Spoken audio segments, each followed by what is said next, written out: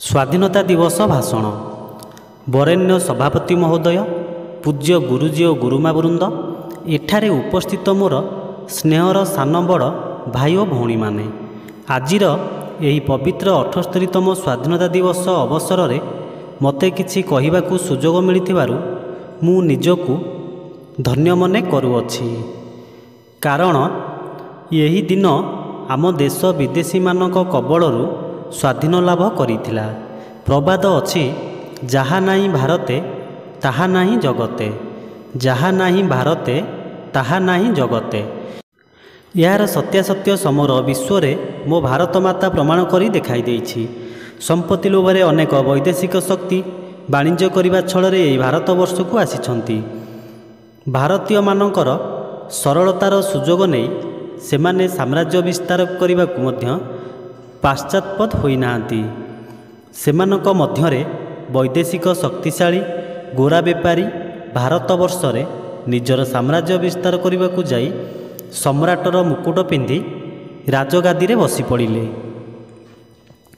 यही एकछत्रवादी शासकंग निष्ठुर नीति रे दीर्घ 2 वर्ष शासन पर जवनिका पड़िथिला।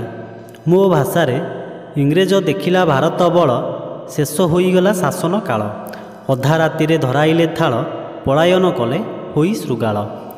यही क्रूर शासनर पतन घटाइबा पई भारतवर्ष रे आविर्भाव होइतिले अनेक महामानव महापुरुष। सेमानक मध्यरे थिले जातिर जनक महात्मा गांधी अन्यतम। तांकर अहिंसा थिला स्वाधीनतार अमोघ अस्त्र। जो अहिंसा मंत्र बल समस्त भारतीय माने अभिमंत्रित होई ब्रिटिश मानकु आम देशरू विताड़ित करने को समस्त होइतिले। यही दिनटी थिला अगस्ट मास 14 वा 15 तारिख अर्धरात्र, जहाँकि समग्र विश्व रे सारा विरल स्वाधीनता दिवस भाव में देखा देइछि।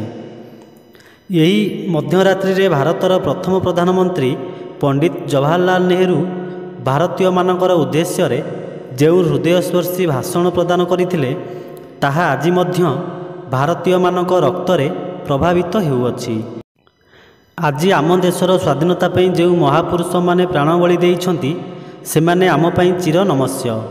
एवं जो माने यही विशाल भारतवर्षर विषाद समय रे शासन भार ग्रहण करी समग्र देश को एक सुनार देश रूपे सजाई देइछंती सेमाने आम पई गौरव एवं पूज्य। जो कृषक एवं श्रमिक माने निजर कठिन परिश्रम बल रे आम देश रे सुनार फसल सृष्टि करी चाषी कूलर सम्मान रक्षा करिछंती सेमाने आम पई गर्व और गौरव। यही भारतवर्षर समस्त जाति धर्म वर्ण निर्विशेष आमे समस्ते एक स्वर रे भारतर जातीय संगीत को आज गान करने संगे संगे वंदे मातरम ध्वनि रे भारतर गगन पवन को मुखरित करने आवश्यक। आम प्रिय जातीय ध्वजा त्रिरंगा पताका आम स्वाधीनतार प्रतीक। आज यही दिन में आमे समस्ते भाईचारा सृष्टि करी यही त्रिरंगा पताकार टेक रखिबा। यही त्रिरंगा पताका तले आमे समस्ते शपथ नेबा भारतर अखंड स्वाधीनता बजाई रखिबा। आवश्यक पड़िले देश पई जीवन देवाकू आगे आसिबा। वर्तमान आमे समस्ते भारतीय स्वाधीन भारत देशर नागरिक अटू। भारतवर्षर पूर्व परंपरा रही धर्म। एणु आम्भे माने समस्ते परस्पर मिसी धर्म भावन रे आबद्ध होई निस्वार्थपर भाव में भारत जननीर सेवा करी आमर पूर्वपुरुष मानकर आत्मा शांति देवा संगे संगे प्रबाद वार्ता, जहा नाई भारते ताहा नाही जगते, जहा नाई भारते ताहा नाही जगते संपूर्ण भावे फलप्रद कराइबा। आउ विशेष किछि कहू नाही, एतिकिरे मोर वक्तव्य शेष करुछि। जय हिंद, जय भारत।